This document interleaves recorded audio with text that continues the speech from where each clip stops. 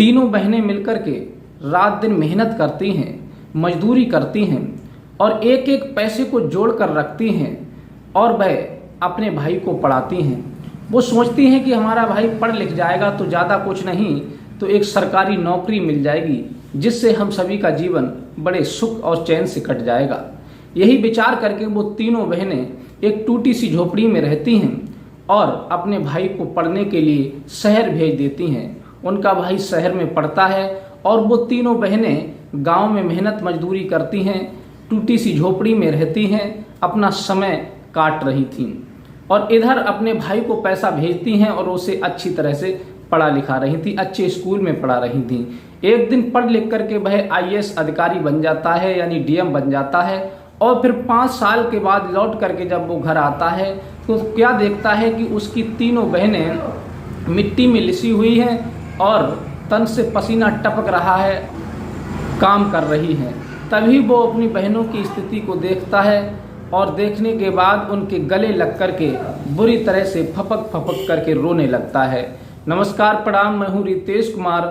दरअसल ये घटना नाइजीरिया की है। नाइजीरिया में एक रामपाल नाम के व्यक्ति अपने परिवार के साथ रहते थे।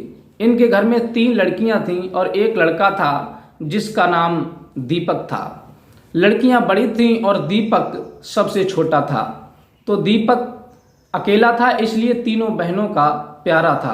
कुछ दिन के बाद में माता पिता बुजुर्ग हो जाते हैं और फिर उनकी मृत्यु हो जाती है और दीपक और तीनों बहनें 4 लोग उस घर में रह जाते हैं।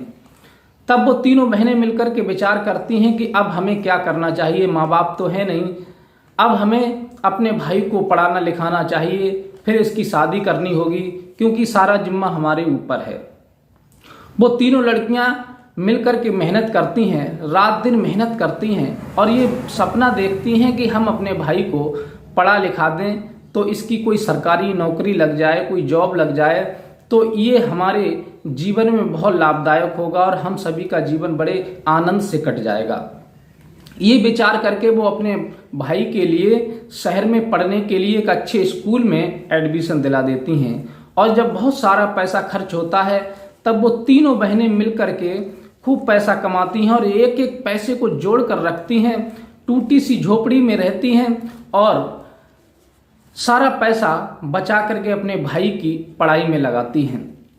और इधर उनका भाई भी अपनी बहनों की जब कड़ी मेहनत को देखता है तो वो भी बहुत प्रयास करता है, सोचता है कि मेरी बहनें इतनी मेहनत से पैसा कमाती हैं और मुझे भी अच्छी पढ़ाई करनी है, अच्छी लगन से सफलता प्राप्त करनी है। ज़्यादा कुछ नहीं तो मैं कुछ कर्मचारी ही बन जाऊंगा, कोई सरकारी नौकरी मिल जाएगी तो मैं बड़े अच्छे से अपनी बहनों का विवाह कर सकूंगा और उनका पालन पोषण अच्छे से कर सकूंगा।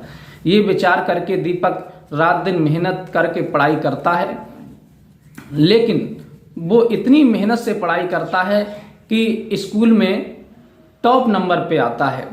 तब वह अपनी बहनों से फोन करके कहता है कि बहन, इस बार मैं बहुत अच्छे नंबरों से पास हुआ हूँ, लेकिन आगे की पढ़ाई करने के लिए बहुत सारे पैसे की जरूरत पड़ेगी।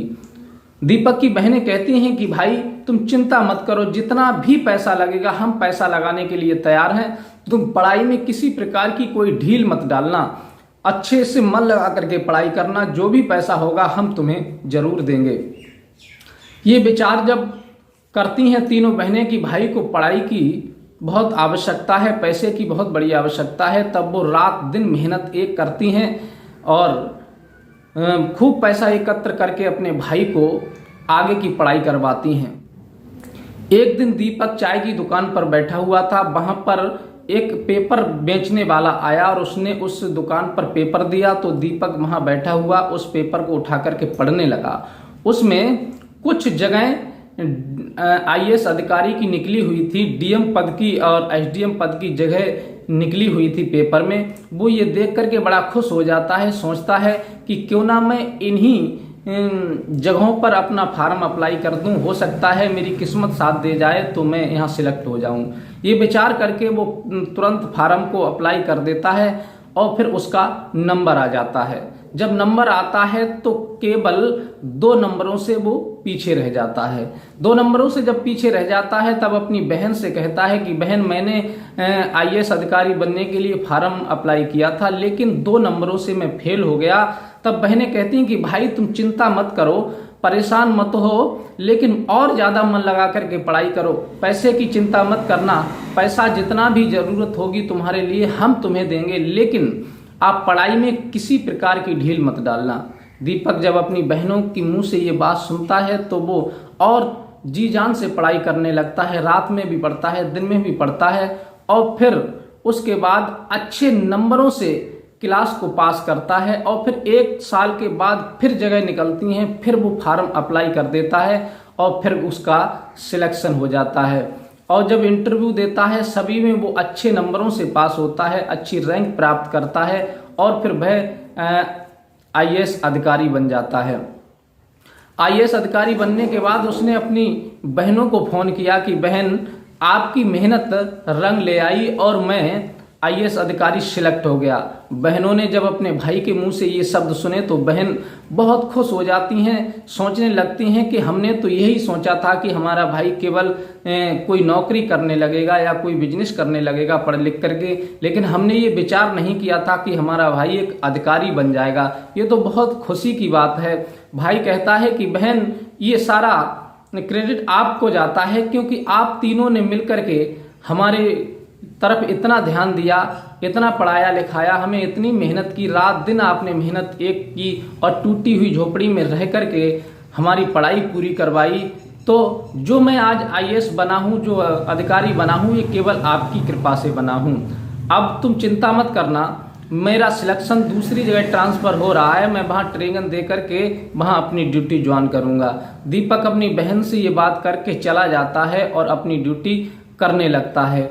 कुछ दिन के बाद में दीपक को जब अपनी बहनों की याद आती है तो वो फोन से बात तो कर लेता है, लेकिन उसे घर जाने का टाइम नहीं मिल पाता। दीपक के लिए लगभग 5 बरस हो जाते हैं ड्यूटी करते हुए, अपनी नौकरी करते हुए।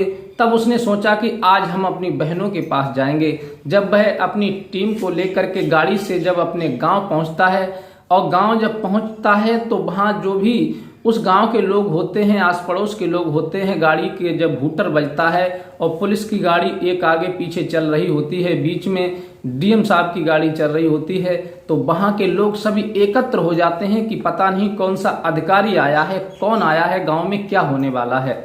सभी लोग एकत्र हो जाते हैं और जब दीपक गाड़ी से नीचे उतरता है तो वो वहां के लोग देख करके एकदम से हैरत में पड़ जाते हैं, चौंक जाते हैं कि ये टूटी सी झोपड़ी में रहने वाला व्यक्ति इतना बड़ा अधिकारी बन गया कि इसके एक पीछे गाड़ी पुलिस की चल रही है, एक आगे चल रही है और बीच में ये स्वयं इतनी वीआईपी गाड़ी से चल रहा है।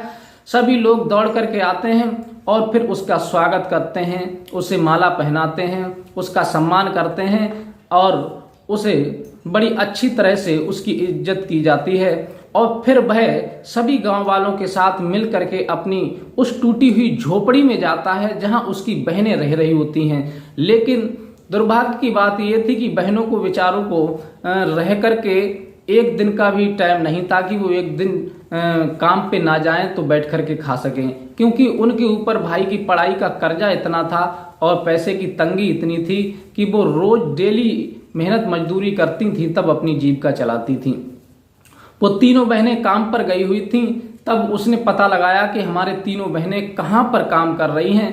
तब किसी ने बताया कि वो मकान किसी का बन रहा है, वहाँ जाकर के उन्होंने ईंट गिलाई का काम कर रही हैं।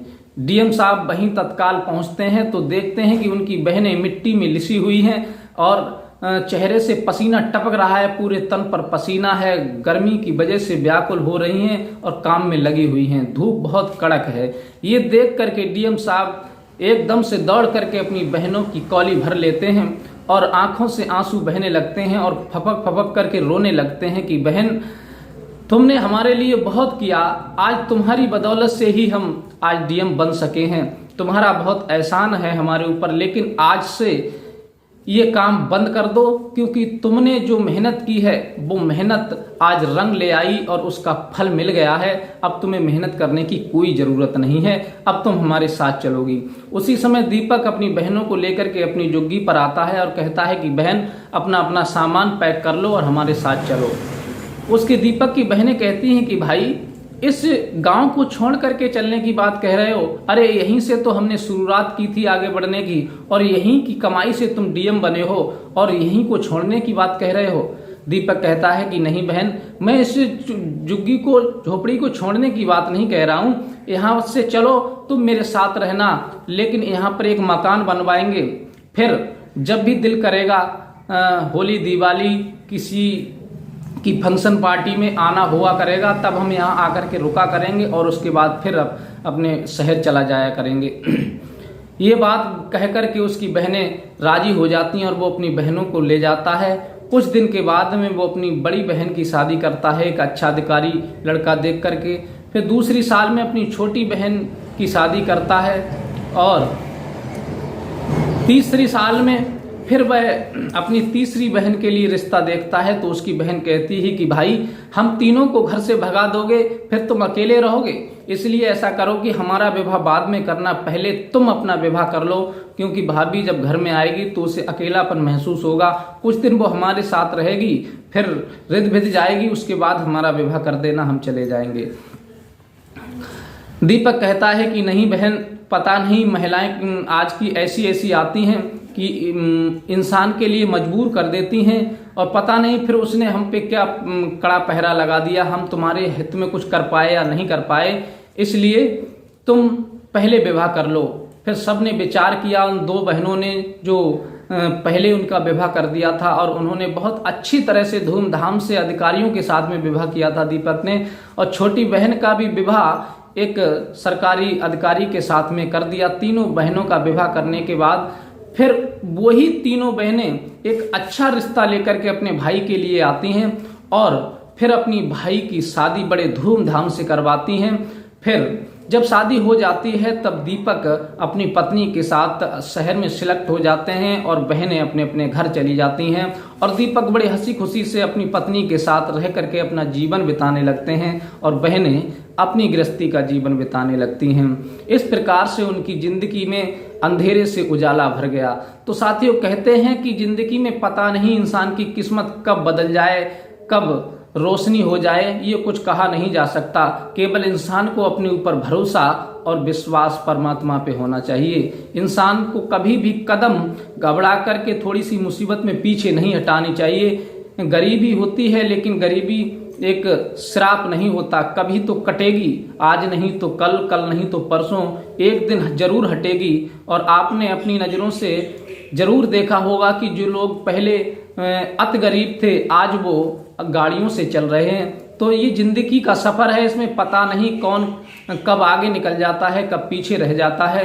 तो साथियों, आशा करेंगे कि ये वीडियो आपको जरूर पसंद आई होगी। अगर ये वीडियो पसंद आई हो तो हमारे इस चैनल को लाइक, सब्सक्राइब, शेयर जरूर करें, और आपको क्या सीख मिली इस वीडियो से अपनी राय हमें कमेंट में जरूर दें। और मिलते हैं इसी प्रकार की कोई सच्ची घटना के साथ, तब तक के लिए आप सभी को मेरा नमस्कार।